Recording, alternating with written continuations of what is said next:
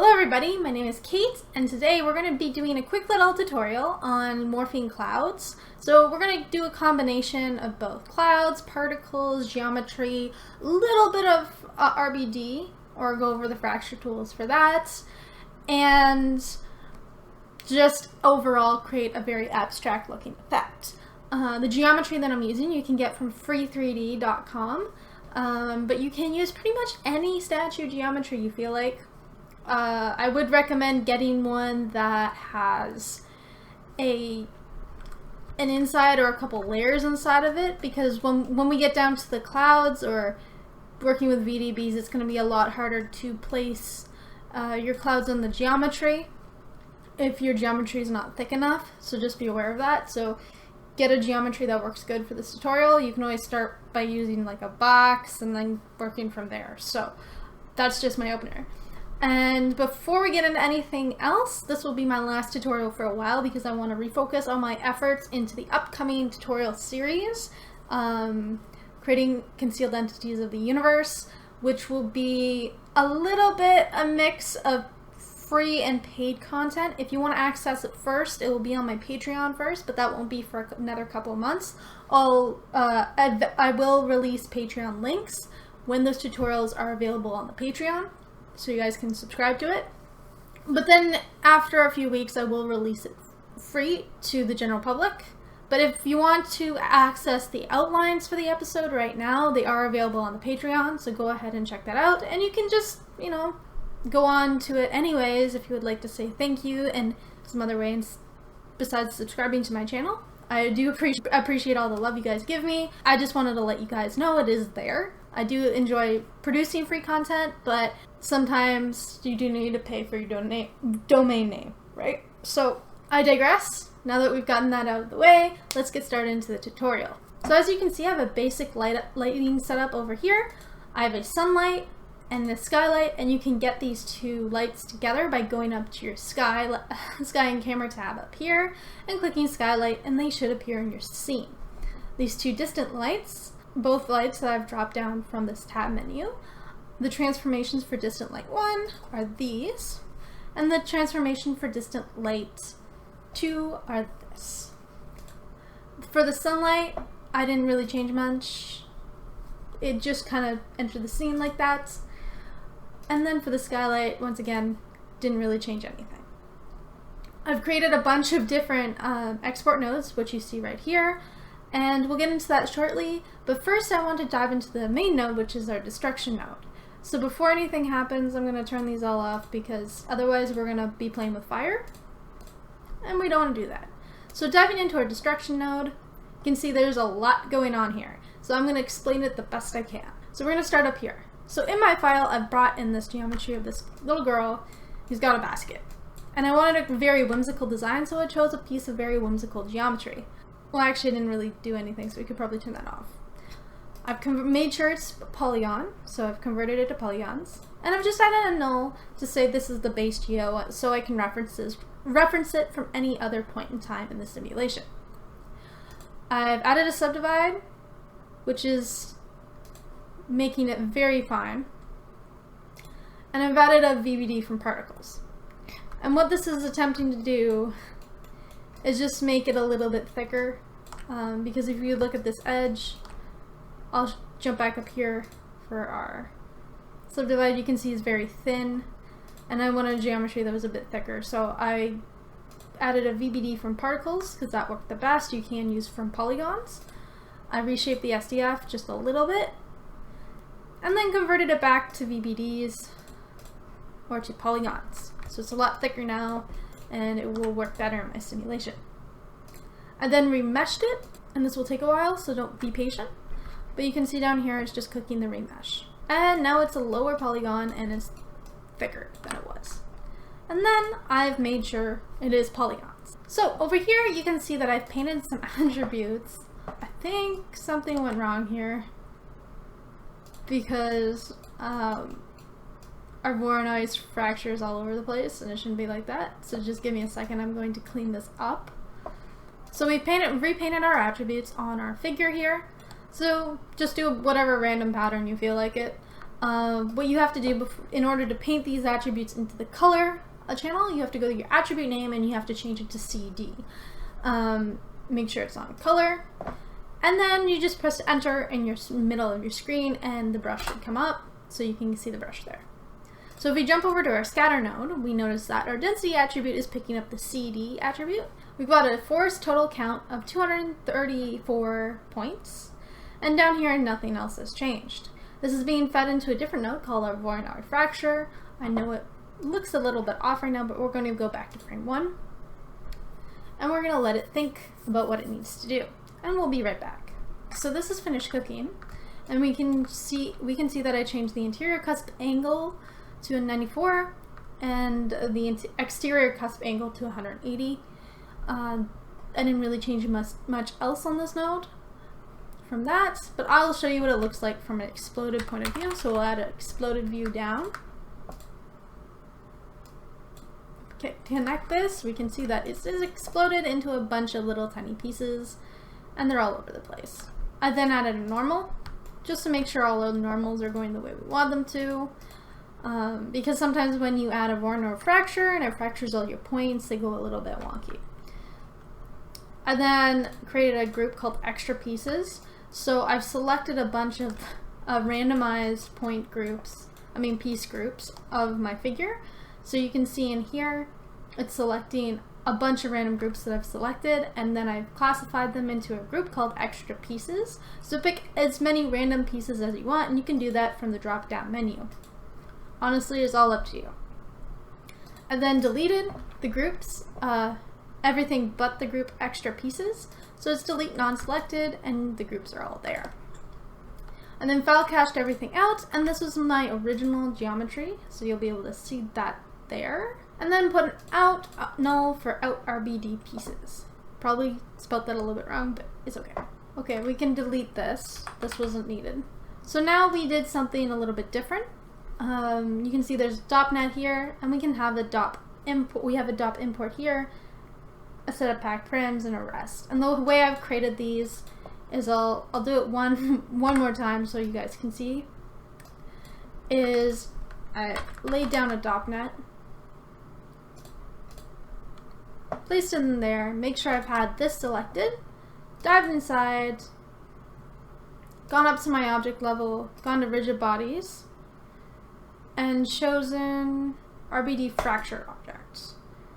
So we wanted packed, hold on.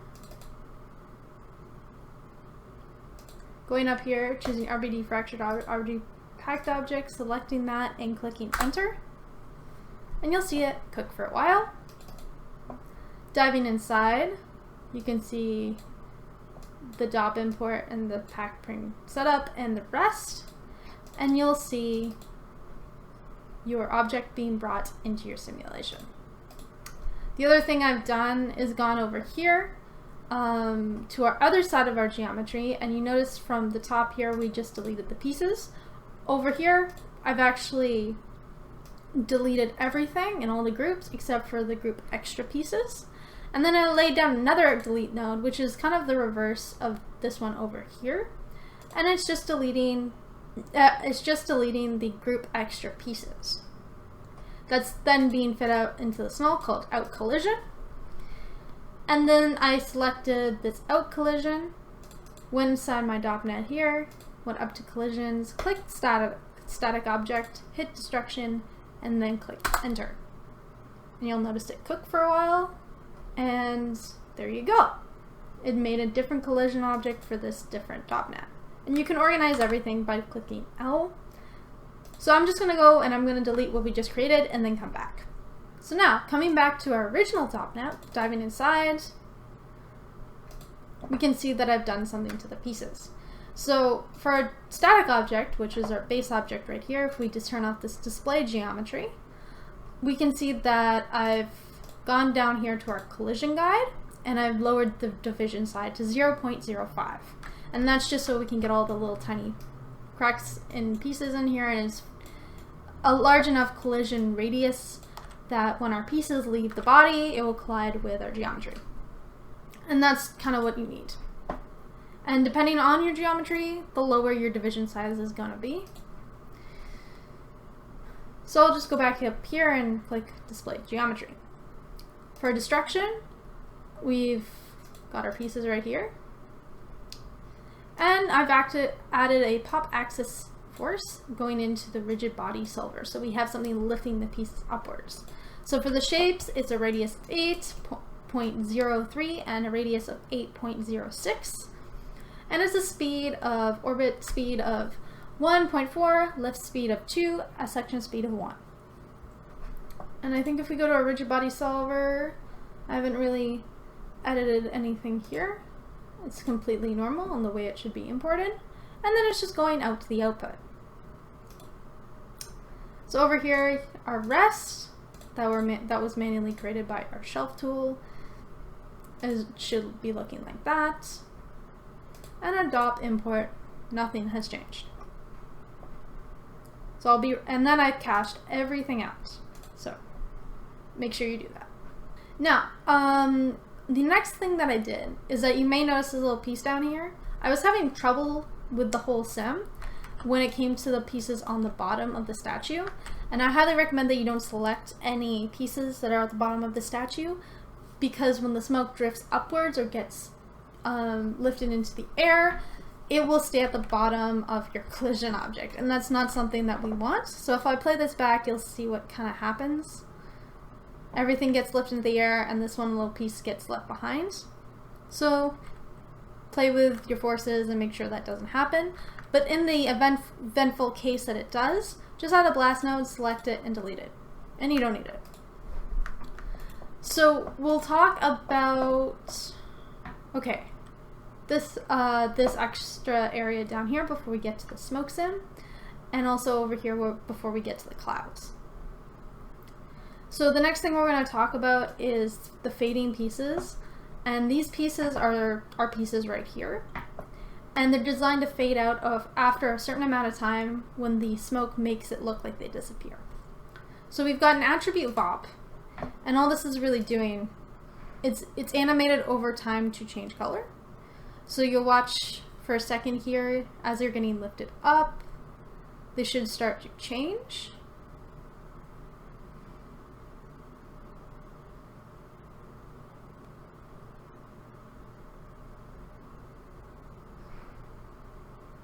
Yeah, so they turn black after a certain amount of time. And that preference is all up to you, but if we dive inside, this is how I made it. So it's a geometry of VOP global and a turbulent noise being pumped into the position. So everything's being promoted to the top, so you can do this by clicking, middle mouse clicking whatever thing you'd like to click. Okay, there we go. So if you middle mouse click on a parameter, you can promote parameter, and that's how those little flags appear.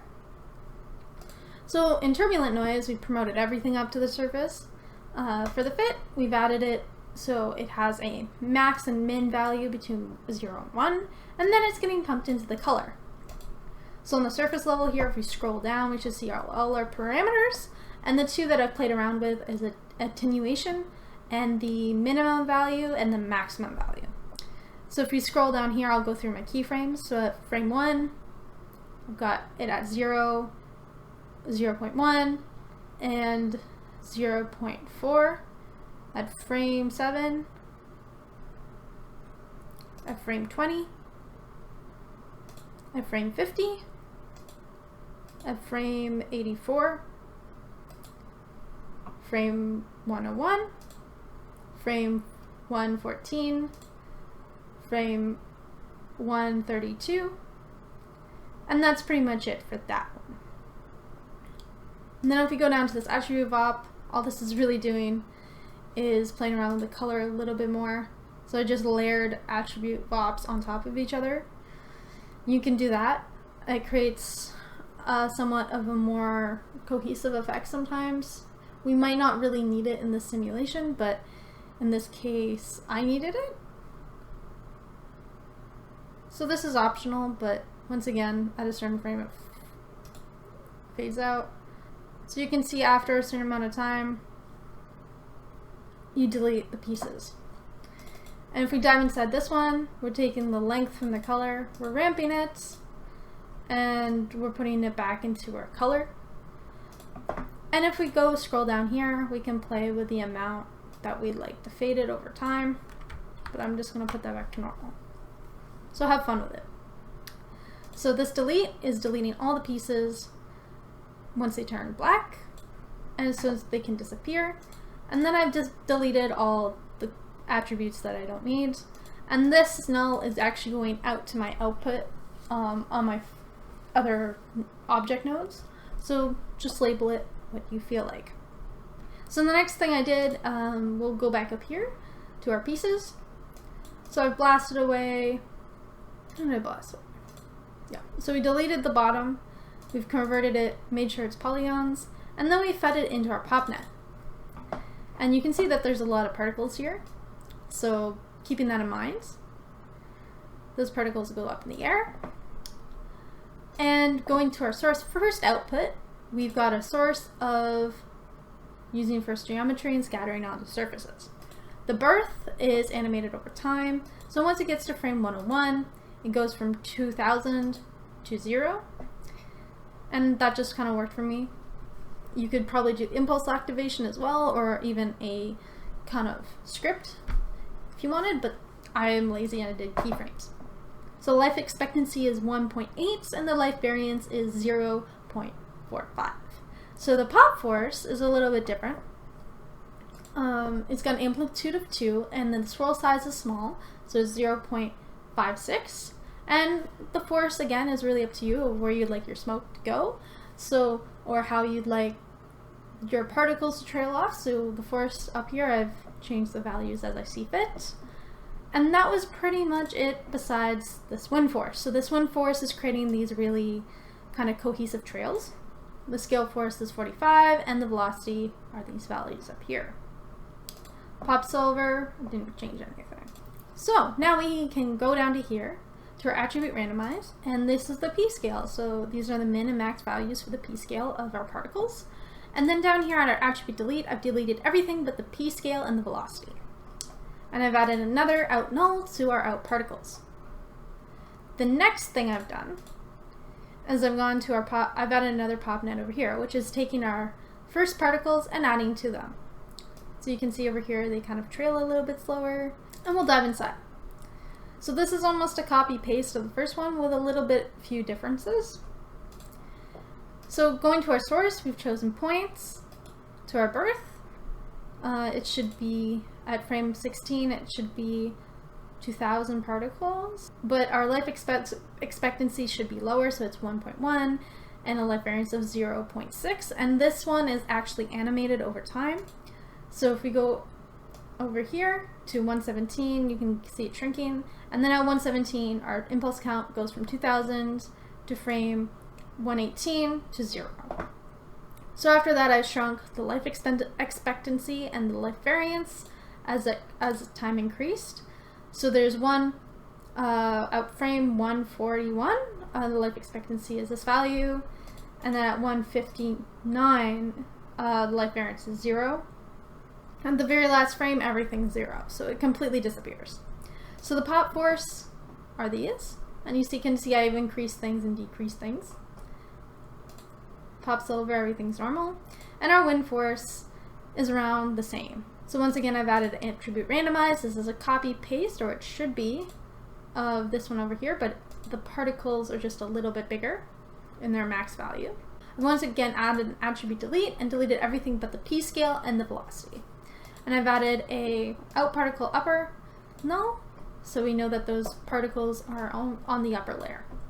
So these mergers down here are just for visualization purposes, so I can see everything while they have been merged together. So if you view these two particles together, we can see that there's huge amounts of them, and we've got a lot more trails. And that's pretty much everything on the particle and basic geometry sides. So now we can get into our VBDs and our smoke. So jumping back to our out collision, which is our geometry minus the floaty pieces, we can go over here and we can play around with these two clips. And these two clips are essentially the same, one's slower, one's faster. And they both overlap a little bit. And depending on how much you like to animate, I've animated these over time. So I will explain these right now. So we'll start with this one over here, which is our fading model, not our VBDs. So if you go to this clip, I've animated over time. It's getting all the primitives above the plane, and the origin is at 0.3 on the y-axis. And then the distance, I've animated that over time. So if you go to frame 1, it's -7. At frame 54, -7. 89, 101, and 119. Should be completely gone. And the direction, I've tilted it slightly. So then I've deleted all my attributes and just said out fading model. So this clip up here is a copy paste of this one, so they have the exact same keyframes, but I wanted them to overlap just slightly, so it looks like the clouds are still attached to our model. If you don't do this, the clouds will kind of look, the clouds and the model itself will look like they have gaps between them, and it's not that pretty. So you can see that they overlap right here. So we'll go over to this clip and I'll skim through the values. So frame 1, -7, -54. And I should mention that it's clipping all the primitives below the plane, so it's doing the opposite. Frame 89, 101, and 119. And I've added a merge down here so you guys can see them both together, but they're working together in harmony. I've time shifted this to make sure that it's working correctly, and the next step of the clouds doesn't interfere too much with how the geometry is changing, because a bigger issue that you can run into when you're playing with your cloud stop is that it doesn't like to pick up the geometry too well. So we're going to find out why it does that in a second. So moving down to our cloud, you're going to notice that there's more keyframes. And this is for the uniform sampling divisions. So what I've figured out, and what you should know when you're doing this project, is that the less polygons you have, the lower your sampling divisions should be, and kind of the more polygons you do have, the higher your sampling divisions should be. And if you don't have this animated, you're going to find that your clouds start to clip and they start to wiggle, and it's really weird, and you probably will get confused very fast. So around frame 53, I've set this to 76. And around 103, the sampling division is now 150. And this is it at 110, 117, 133, and 174. So you can see it changes over time and it works better. I've added some cloud noise.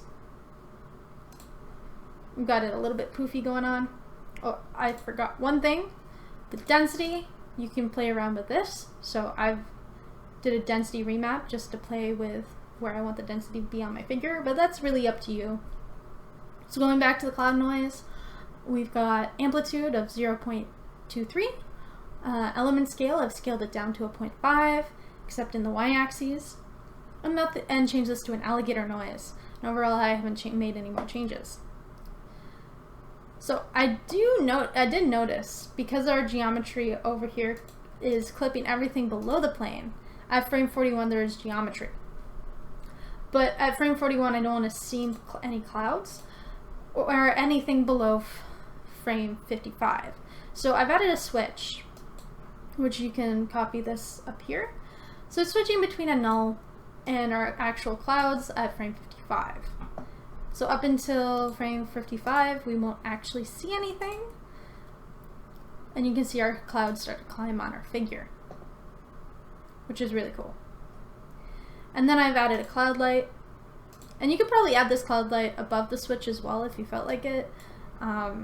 This was just my way of thinking as I was building everything and trying to problem solve. So it's up to you. In this cloud light, this is importing the skylight from our object level. So you can just plug it into there and you can add a transform into this object. And then I file cached everything out. So everything has been successfully cached out. And then this is going out to our cloud model. So all the black nulls are all our output points for our model. So let's go back here and take a look at our smoke. So you can see from our blast, we have our pieces, and I've converted them to polygons just to make sure, once again, that they are polygons. And I've trailed not the actual objects themselves, but the velocities.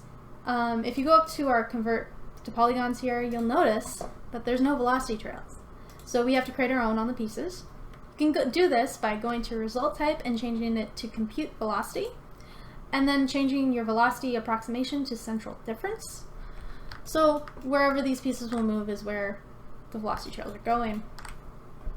And then I did an out for smoke, just so we could sample it later on.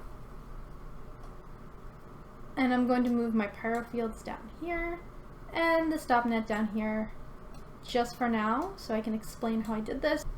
Okay, so we'll put down our DOM network, we'll dive inside, we'll go to our object level, click billowy smoke, selecting the source object and clicking enter.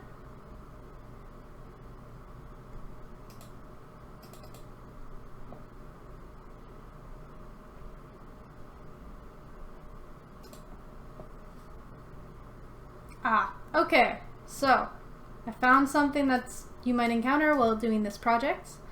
So you may notice that you're getting an error with these 3 nodes when you go to create your smoke, and it has something to do with the trail node, and at frame 1 it's going to create an error. So what you need to do is click evaluate within frame range, and it should evaluate your pieces within the frame range. So just make sure if you run into that error you have that turned on. So going back to our out for smoke, we have our .NET. We dive inside, we go to our object level, making sure we have this selected. Go to our object level, click billowy smoke, go to our destruction and click enter. And we have smoke. And you can see that it's created another set of rasterization, add noise and density, and out density here. I know it's a little bit confusing, so I'll move these to the side just so you can see that this is our separate smoke simulation that we started with. It's also created a Pyro import, and what you'll need to do is just select these nodes, copy and paste them, and then put them inside your destruction node here. So you can see I've imported them down here. So just copy and paste them, and you can do that for later on. So now that you understand how we got the smoke in, I'll just delete it and we'll go down to our regular smoke sim. So at our create density level, you'll notice some changes. I've made a smaller particle separation at 0.354427 and a particle scale of 0.8. I've scaled up the density and also the temperature. I haven't really changed the noise, but you can see the remap on there, pulse duration, element size. So the element size is quite big. For the rasterization process, it's smaller. Your pieces may come in a little bit larger than you'd like them to. So you'll want to turn down the voxel size to 0.07, particle scale to 0.6, and a filter size of 0.75. You can add velocity blur if you choose to. In this case, you don't really need to. And then it adds your out density. No. So if you dive inside our .NET here, I'm going to switch to manual so nothing goes wrong. But here are our sources and our changes. So for our Pyro solver, we're going to start here. We've got a simulation time scale of 1, temperature diffusion of 0.1, cooling rate of 0.6, buoyancy lift of 0.14, and a buoyancy direction of 0.1, and a buoyancy direction in the y-axis of -1.4. I've then gone to the combustion tab, haven't changed anything there. For the shape, I had to animate the dissipation over time, and that was just later on in the simulation where I wanted everything to fade out naturally. So if we go to frame 79, we notice it's still at 12. If we go over to 144, it's 17. And then at the last frame, the dissipation is a 0.23. The disturbance is a 3. turbulence is a 0.16, and the cutoff down here hasn't changed, but the block size has, is a 0.8. Sometimes when you reduce your block size, it makes your smoke appear better, as if you've added more disturbance to it. And other than that, I haven't really done anything. So we've added a gas turbulence noise into our velocity update input 3. These are the settings for it. For our source density from destruction node, we've edited nothing. We've left everything the same, but the one thing we have done is edited the activation, so it turns off after frame 104 it's on, and at frame 105 it's off. You could also add a script to say like $F over frame 105 turn off. In this case it didn't really work out for me, so I just animated it. For resize container, I've turned off the max bounds. And these are the padding and the settings. And for the Pyro solver, or the smoke object, the division size for your final sim should be 0.04. Simply because it gives it a very high res level of detail. You could even go smaller if you chose to. So going down here, I've decided to use the import Pyro visualization nodes. So it's bringing in the geometry data path. And then I file cached everything else. So I'm going to go back here and turn this on to auto. And if we go to some random frame and go to frame 97, we can see the smoke billowing upwards. And then starting to fade and cut off over time. I've then added a null that says out smoke. And that's going up to our surface level. You can even, if you have any render nodes that appear, or render nulls that appear while you're building your smoke, you can delete them. You don't need them. So now that we have that, we can also delete this. We can start with our cloud body, and this is a geometry node that I've just renamed and turned green. So this one's bringing in the cloud model itself. So you can see it growing bigger. The next one, this one's bringing in the particles. So it's bringing both layers of particles in.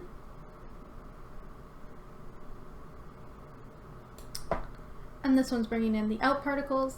And this one's bringing in the out particles upper. For the disappearing geo pieces, it's bringing in exactly what it sounds like. So the model itself, that disappears over time. This one's bringing in the smoke. So just bringing that into the null. And this one's bringing in the main geometry. So if we go over here, this is the geometry that slowly disappears, but I also brought in the out collision geometry so you can see the original model and also the model with the holes in that's disappearing, just for reference. So now it's time to talk about the materials. For the cloud body material, you can see I used a billowy smoke shader. So we'll go over here and we'll talk about that.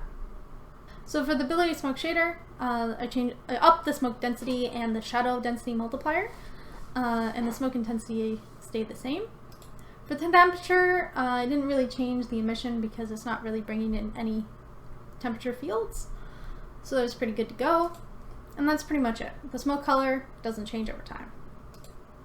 Now if we go over here to our particles and our main geo and our disappearing pieces, they are all sharing the same shader, which is our gold paint. So if we go over to our material palette, we can see that I've changed the base color just slightly. The roughness is a 0.34, and the IOR is lowered to a 1. Metallic is a 1, reflectivity is a 0.7, and the transmission color and the subsurface color are more orangey tones. Other than that, nothing really changed, and the displacement didn't get edited. And now on to our final object to talk about. It's our smoke. And this billowy smoke shader is actually animated in color and also intensity over time. So if we go to our keyframes, we can see that the smoke density starts at 0, around frame 59, 69, gets bigger, 78, 102, 133, 142, 151, and 171. And you can see all of these were changing over time. For the temperature, emissions down to 0. And those are pretty much the changes made on that one. And the reason we've decided to edit and animate the smoke density and all the other values is that as the smoke rises and disappears, we want a contrast of smoke and that, you know, it's aging over time. So that's what we've created. And you can also edit the smoke color, but if something's fading, you may not want something to fade to black or fade to red or something like that. So that's what we've done. And so by the end of it, you should have a very nice character that is emitting smoke, particles, and clouds in a scene.